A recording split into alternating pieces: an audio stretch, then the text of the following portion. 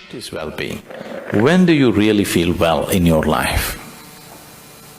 When do you truly feel well? When you're very happy, you're well. Even if you're physically ill, you're still well, isn't it? Even if you're medically diagnosed as ill, you're very happy right now, you are feeling well, isn't it? So fundamentally, well-being means a certain level of joyfulness, certain exuberance of life. What is happiness? We can say happiness is this, that, but in terms of life, your life energies are happening in a more exuberant way than it normally happens. Depression means your life energies have become very low and staid. Happiness means your life energies are exuberant. There are many ways of describing happiness, but only those who are happy know what it means to be happy. There is nobody who has not been happy. Everybody's been happy, but the problem is they're not able to maintain it, that's all. So, you don't have to enforce any resolutions upon yourself, just little tools to make sure that you don't sink. See, a lot of people who are doing business, they think they're keeping accounts only for the sake of IRS. No. You keep accounts not for the sake of IRS, because if you do not keep accounts, you do not know whether you're making profit or loss. That's the idea of accounts, isn't it? Whether you're moving forward or backward, to know this, you need an account book. Why don't you keep an account book? At the end of the day, just check, am I a little more joyful today than yesterday?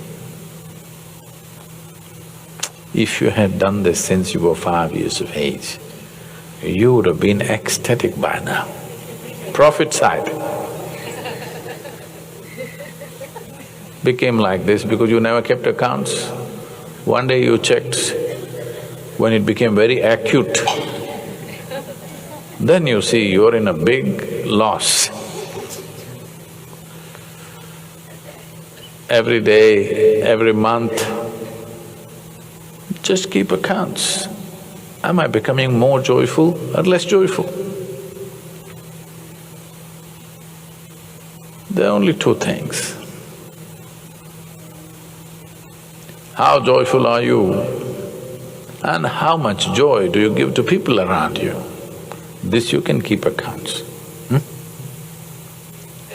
If you keep accounts of this, people are keeping accounts of their money as if they're going to carry it with them.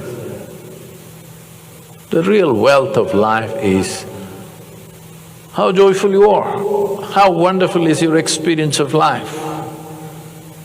Joy is not a goal by itself, but it's a necessary ambience for life. If you don't set this one ambience, then whatever you have is just going waste.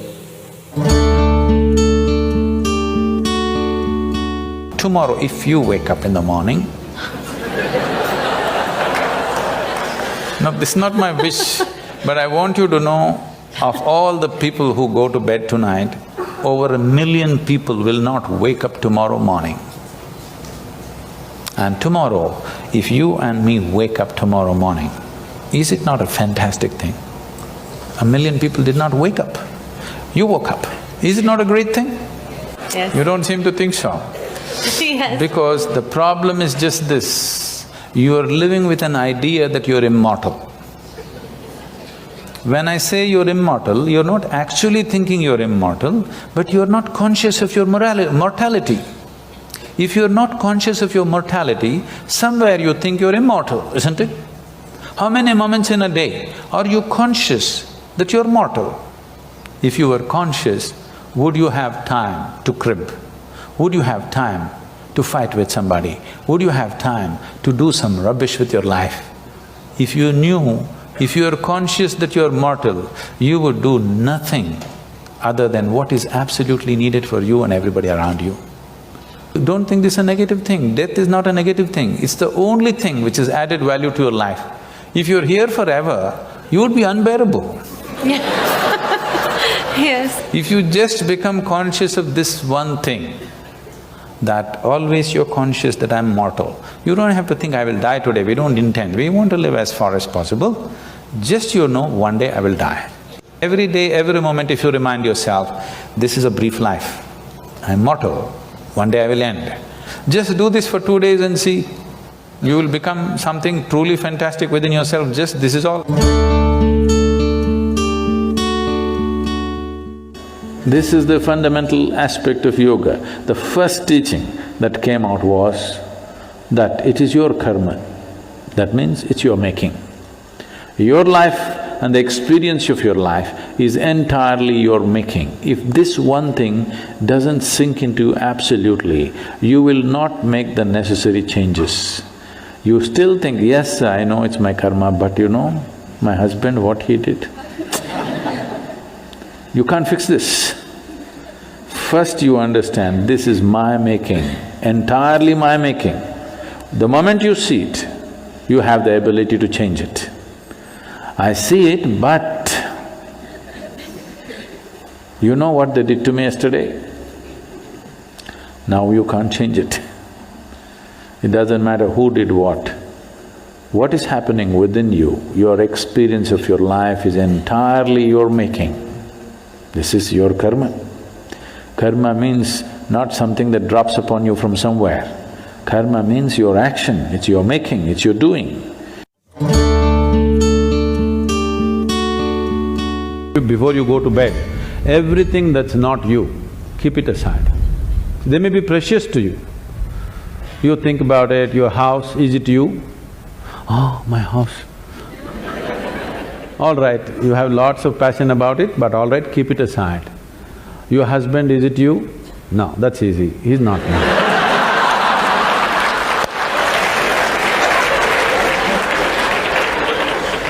My children, are they me?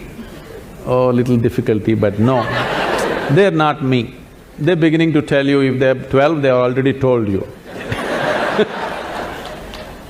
So the clothes that you wear, is that you? No. The body that you wear, is that you? No. All these thoughts and emotion, is this you? No. Everything that's not you, keep it in one heap. Not physically, just do this mentally. Keep everything aside. Let me see. Every day you practice this, one day when you successfully keep everything aside that you are not, what you are will be there.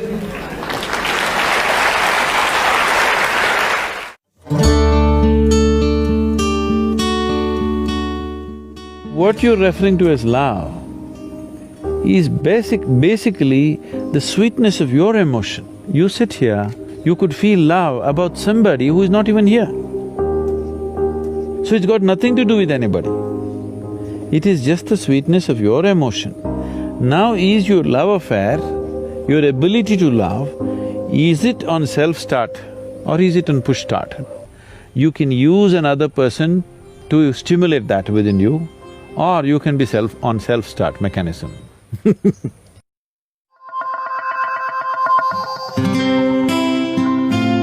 See, what is this need for love in a human being? Constantly, a human being is longing to be something more than what they are right now. The thing is, you want to include something which is not a part of you as yourself, that is the whole effort. If it happens emotionally, on the emotional level, if you try this, we call this a love affair. You're trying to make somebody who is not a part of you, a part of yourself, emotionally. This is a love affair. If you do it consciously, we call this yoga. For 5 minutes every day, go sit with something that does not mean anything to you. Maybe a tree, or a pebble, or a worm, or an insect. After some time, you will find you can look upon it with as much love as you hold for your wife, husband, mother, child or dog. Maybe the worm does not know this, the insect does not know this. That does not matter. If you can look at everything lovingly, the whole world explodes into a beautiful phenomena for you. You realize love is not something that you do, it is the way you are.